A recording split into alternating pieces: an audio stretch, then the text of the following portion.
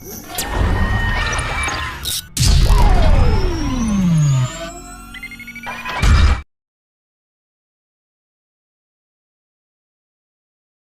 युवक ने विवाह के 2 साल बाद परदेश जाकर व्यापार करने की इच्छा पिता से कही।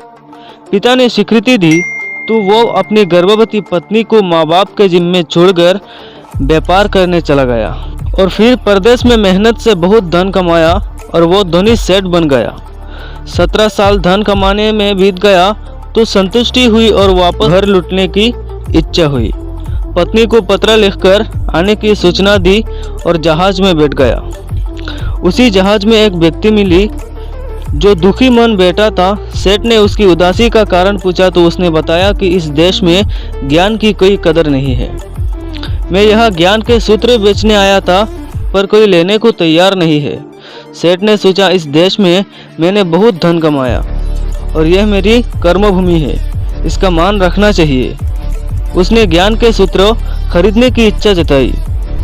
उस व्यक्ति से कहा, मेरे हर ज्ञान की सूत्र की कीमत 500 स्वर्ण मुद्राएं है। सेठ को सौदा तो बहुत महंगा लग रहा था लेकिन कर्मभूमि का मान रखने के लिए 500 मुद्राएं दे दी। व्यक्ति ने ज्ञान का पहला सूत्र दिया, कोई भी काम करने से पहले 2 मिनट रोककर सोच लेना। सेठ ने सूत्र अपनी किताब में लिख लिया। कई दिनों की यात्रा के बाद रात्रि के समय सेठ अपने नगर को पहुंचा। उसने सोचा इतने साल बाद घर लौटा हूँ तो क्यों ना चुपके से बिना खबर दिए सीधे पत्नी के पास पहुंचकर उसे सरप्राइज दूं। घर के दरपालों को मौन रहने का इशारा करके सीधे अपने पत्नी की कक्ष में गया तो वहां का नज़ारा देखकर उसके पाँव के नीचे जमीन खिसक गई।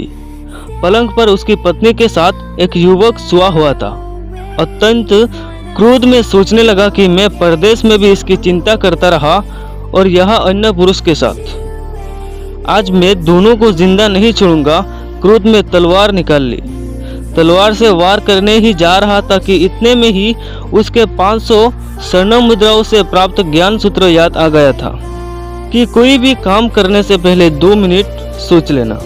सोचने के लिए रुका, तलवार पीछे खींची तो एक बर्तन से टकरा गई। बर्तन नीचे गिरा तो पत्नी की नींद खुल गई।